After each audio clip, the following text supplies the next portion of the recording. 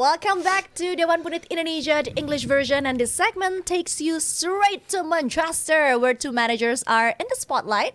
On one side, Pep Guardiola, the mastermind we know, but lately, is he overthinking himself into trouble? And, well, his recent gestures, especially after the Liverpool game, are sparking some comparisons to a certain Jose Mourinho.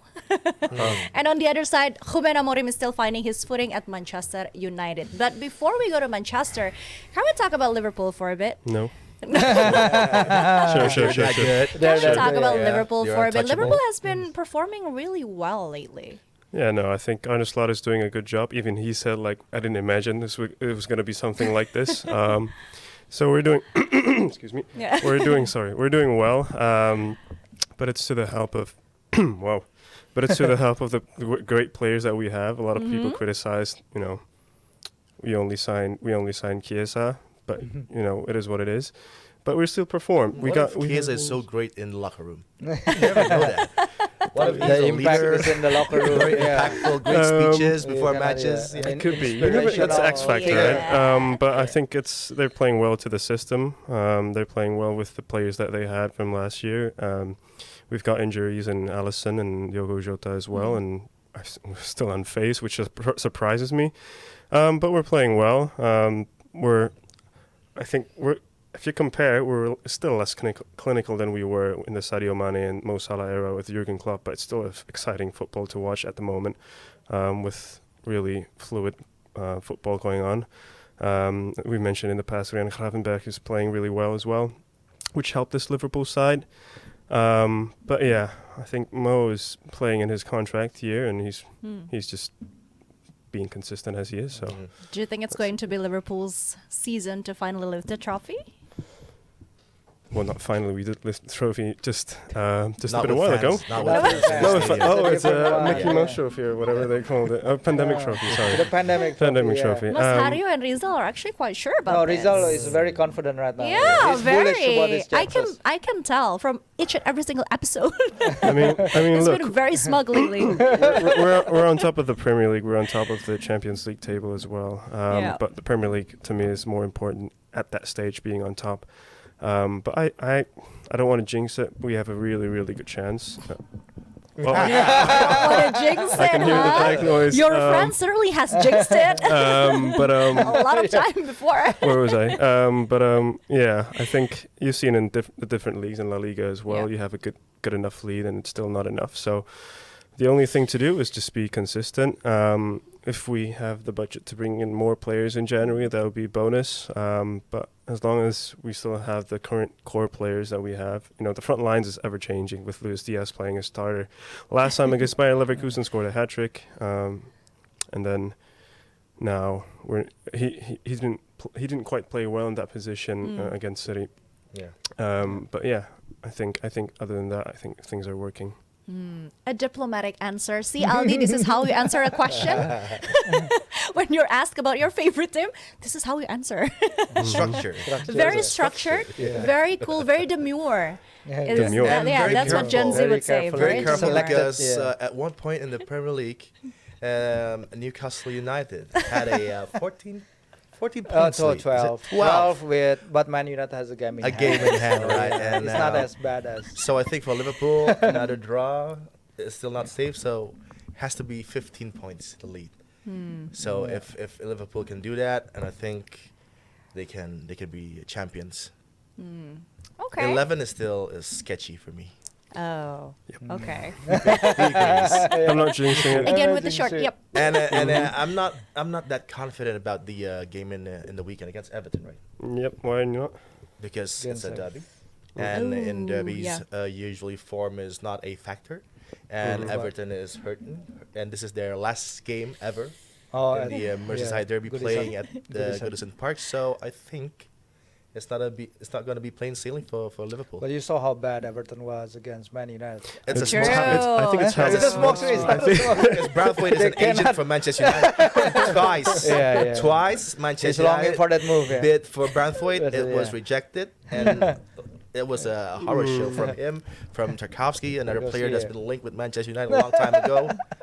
So yeah, Yeah. I still worry for Liverpool. Although they're Okay. playing well, very consistent. Yeah. Arne Slot is making all the right decisions, and this is a very strange thing for a team to happen. Such quality from all the players that we know are superstars like Gakpo. Yeah. Even under Jurgen Klopp, he underperformed, but now he's performing to Yeah. his standards, playing in 3 different positions. Because Gakpo is one of my favorite players. I know Is he really? his quality. Rappenberg, I From follow PSV, from yeah. a very young age. I don't know why my favorite players all play for Liverpool now. Maybe you should support Liverpool then. Maybe it's In a the- sign. We in should the- in start the- in supporting the, Liverpool. The right moment in this situation, all the players are clicking. Even Mo Salah playing in a different role for this team.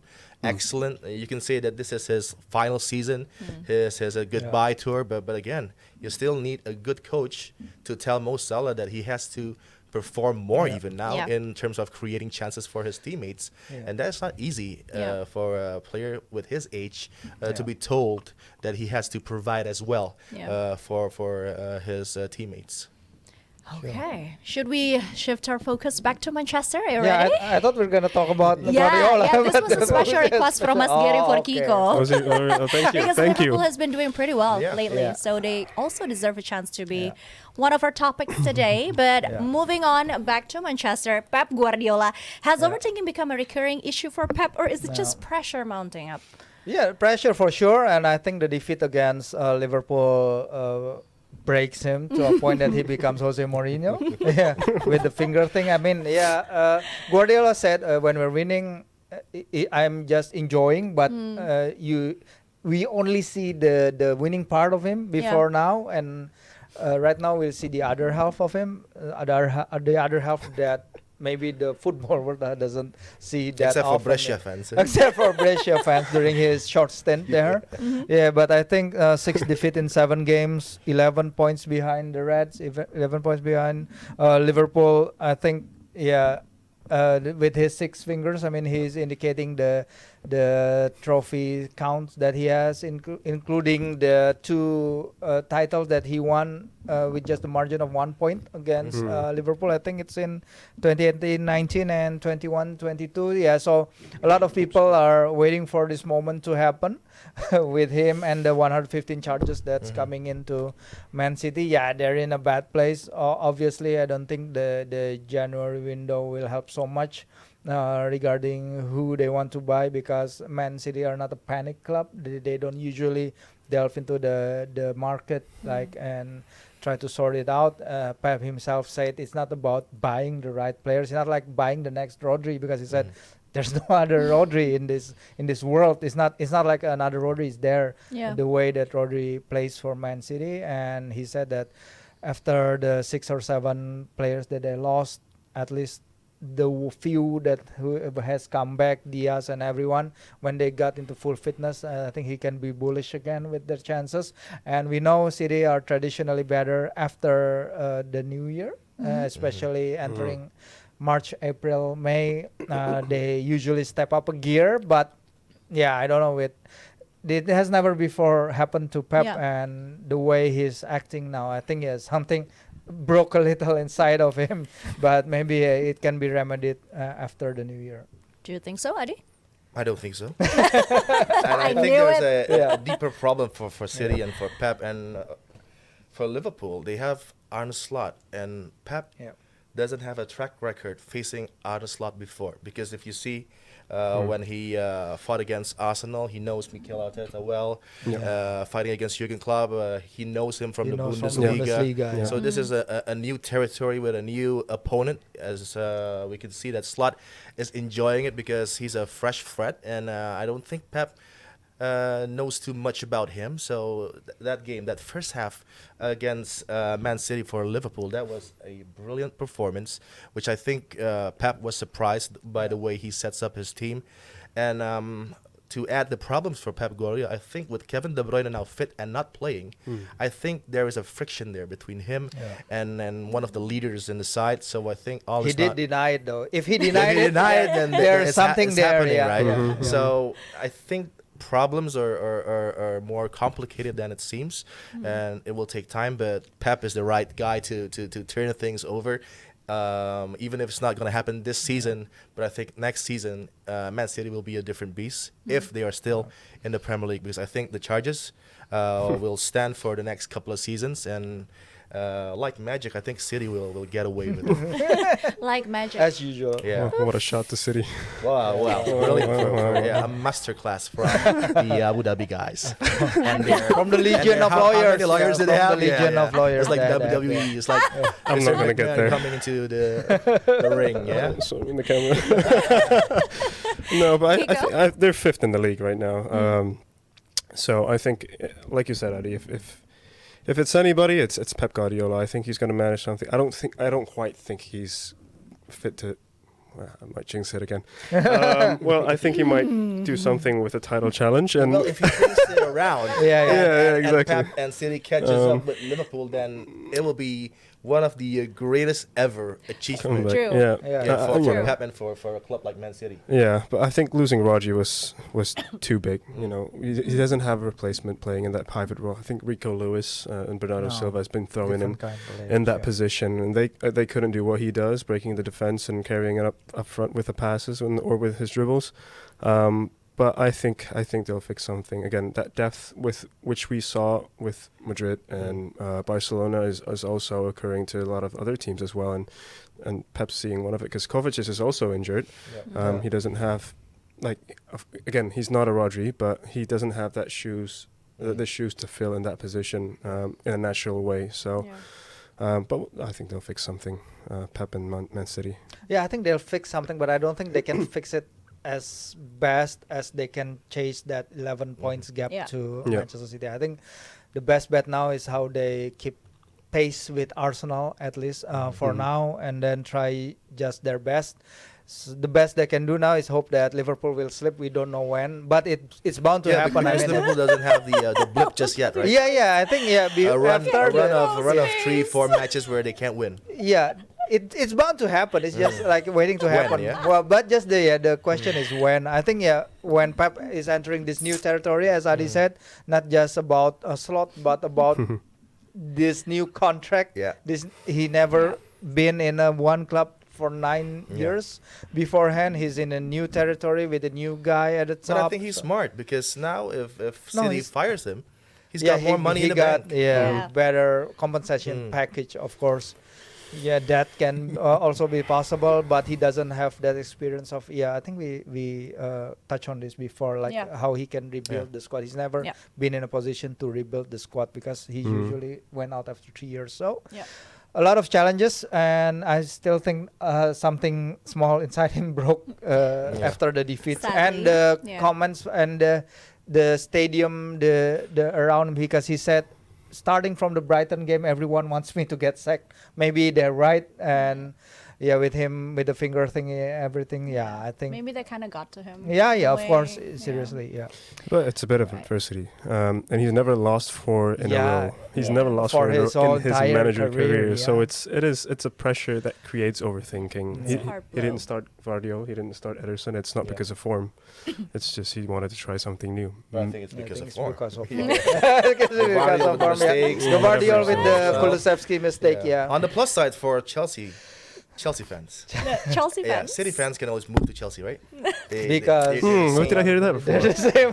And now with Chelsea finding form, playing very well, and I think if you consider the running of matches, Chelsea has a big shout to cut that lead towards Liverpool, towards the top, and I think Arsenal will be the one struggling. Yeah. Starting from tonight, the game against Manchester United, not going to be easy. But they'll win it, but it's not going to be easy. But I think Chelsea now, they're starting to play as a team. They're starting to click. It's all because of Maresca and another coach that is from Man City. Yeah. And Yeah, I think that obviously. he Oh, owes a jeez, lot yeah. to Pep Guardiola as That's well. true. So now he is a great coach with coaching that he's doing for Cole Palmer, Nicolas Jackson, even for Moise Caicedo, and Enzo Fernandez now is Enzo becoming Fernandez. the player that we know that he can be. So I think now Chelsea is the main threat for Liverpool. We had a chance to talk about Liverpool, Manchester City, even Chelsea. Should we talk about Manchester United as well? Should we, Eddie? Because I kind of We want to talk have to. about Amorim's progress so far with United, especially his success and setbacks since joining the club. Should we highlight that as well? Great wins against massive club Bodo Glimt and Everton. What a brilliant I love your sarcasm. start to his career. And but from the first minute in that game against Ipswich, Apartment Road, we know the way the team is going to play. It's different with what Erik ten Hag is offering, and the players now are buying in to what Ruben Amorim wants, more runs towards the final third, with the channels being the ones that providing all the balls in.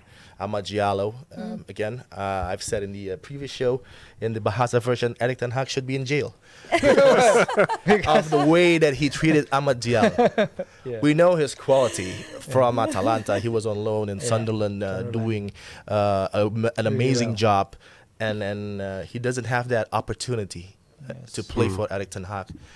He shows his commitment every time he comes into the match for Erik. That match-winning performance against Liverpool in the cup, but still the next match he's not in the squad. But now he's showing to be the best player for Ruben Amorim, and I think I'm very happy for Amad Diallo. I'm very happy for Onana as well, and now enjoying his role as a goalkeeper that builds from the defensive side of things. And you can see Matthias de Ligt now playing a lot better. Bruno Fernandes is reborn in the double tens with. You might not like this, but Zirkzee is now a great player as well. In that role, a bit more deeper. He's comfortable in that, creating chances for his teammates. So I think it's all going very well. But unfortunately, there's Arsenal tonight, which is going to be very difficult for Amorim and Manchester United. Yeah, obviously we record this before the Arsenal game, so the audience watch this after that game. Okay. But with Amorim, after the Everton game, he said that I think there has been a performance. I think winning 4-0 is one thing, but he said in the post-match press conference that after Everton made a few changes, they are struggling a bit, and then he said we don't have this training. We had a lot of problems because we cannot change it by calling one thing to the captain. We don't have this training, so it implies more about the lack of preparation time he has between games. This is what we touch on again a few episodes back, the way that he has 11 games between his first and until the new year. It's a lot of turnover of games. Almost the same as Dewan United. With 7 matches. This is what the audience like. The comparison with the local league. Comparison between Jan Oderekering and Ruben Amorim. and Ruben Amorim. But at least the way he amplified players like Amad Diallo, the way Zirkzee. I mean, Zirkzee before this, he's got only one goal in 18 in the opening match against Fulham. In the opening match against Fulham, he made him believe, because there's a lot of people that does not believe that Zirkzee is the type of player that Man United need, or the caliber that Man United profile striker has. But even Rashford, 3 goals in 3 games before Arsenal. Another player reborn, even though a lot of people still doesn't like his work rate, especially off the ball, especially defending. But this is part of the transition to the new regime. But Amorim also said, and he tells this quite a few times in his interviews after games, that the difficult times will come. I mean, he anticipates that difficult moment to come. He's not the one who says we're gonna keep on winning. But he said that this is a honeymoon period by all means, but because he anticipated more to come, with more difficult fixtures to come, because Adi says before the Arsenal game, Bodo and Everton, struggling Everton. So but they have the derby as well. after Yeah. Arsenal, right? Against Mhm. Manchester City. That's what I said about Xerxes though. Before Amorim came, we talked about this in this segment. How would he survive with the current Manchester United team? I did say about Xerxes being a player that is capable of doing the things that he did against Everton. It feels like not against, but with Erik ten Hag, it's almost like just he's running for the ball constantly without knowing any instructions. So if you see the game against Everton, he played really well with his flashy passes and key passes, not just not just the brace that he scored. So I think Amorim has that team ready for his system, and it's going to be around Bruno Fernandes as well. So yeah, it's fun for them. We've seen 3 different starting lineups from Manchester United so far. Can I ask which one is your favorite It's going to be out of those 3? It's going to be And changing. Everton It's going to be one. fluid, Yeah. because it's like a school kid having a test for all the players, because Amorim wants to know their capabilities, wants to know the variety of players that he has, and who to trust, who to not trust. And I think he knows a couple now that he will not trust in the side going Anthony. forward. Yeah, Anthony. He did start against Bodo. Diogo Dalot. Yeah, Diego Dallo. Yeah, he's not performing Stop. very well. Yeah. Stop. Yeah, now we're seeing But Mazraoui. Am I missing Talked something about here? Dallo for like 3 episodes now. We're seeing I've had now enough. players like Missing something Mazraoui, like Amagiallo playing very well. We haven't seen Luke Shaw that much, but he's fit again. So he was injured. the changes will keep on happening, happening. game by game, because he wants to know all the players that he has in the roster, or even the young players that he can try as well. And we haven't seen Mason Mount that much, so I think Mason will be the one if he's fit. I think will be challenging for a spot in the starting lineup. And for Rashford, I think there's a lot of pressure now, because he is not guaranteed to start in all the matches right now, because Xerxes is playing very well, and of course United is trying to figure out where Rasmus Højlund fits in as well. Yeah. Because when Højlund played against Bodo Glimt, he was okay in that match too. So there's a lot of tussle for positions in that front line.